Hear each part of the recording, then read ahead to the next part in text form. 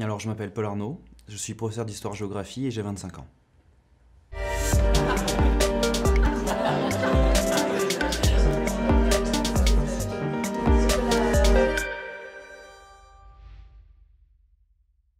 Oui, l'histoire est bien une passion française. Même encore aujourd'hui, on trouve des jeunes qui se passionnent pour des questions, que ce soit l'une des deux guerres mondiales, l'épopée napoléonienne évidemment, ou d'autres périodes, et des gens qui vont développer une connaissance très précise de certains sujets. Donc oui, même aujourd'hui, c'est encore d'actualité, même pour les jeunes générations. Oui. Alors aujourd'hui, la particularité, je dirais, c'est que sur les réseaux sociaux, on a des groupes qui se développent et qui échangent, que ce soit de façon humoristique, de manière humoristique ou de manière plus pointue, plus scientifique, avec des articles qui échangent sur les questions d'histoire. Donc ça, c'est plutôt, on va dire, les nouvelles formes.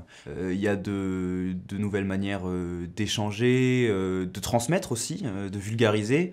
Et puis, ça ouvre parfois des débats en commentaire. Donc là aussi, on renoue avec une forme de tradition française, oui, de l'histoire.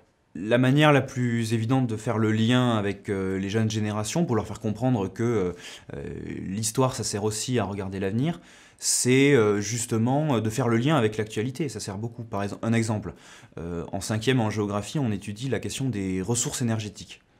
Bon, et bien avec la guerre entre l'Ukraine et la Russie, et la dépendance énergétique de certains pays en Europe au gaz russe, on peut aborder ce genre de sujet. Donc les élèves comprennent bien que en comprenant certaines notions, on peut éclairer le présent.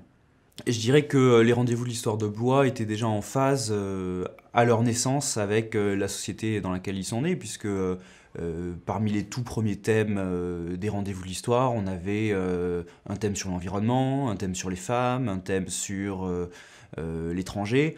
Donc il y avait déjà cette volonté de s'inscrire par l'histoire, donc un regard tourné vers le passé, mais aussi pour éclairer le présent et l'avenir. Les rendez-vous de l'histoire de Blois ont su évoluer en ce sens et je ne doute pas qu'ils continueront.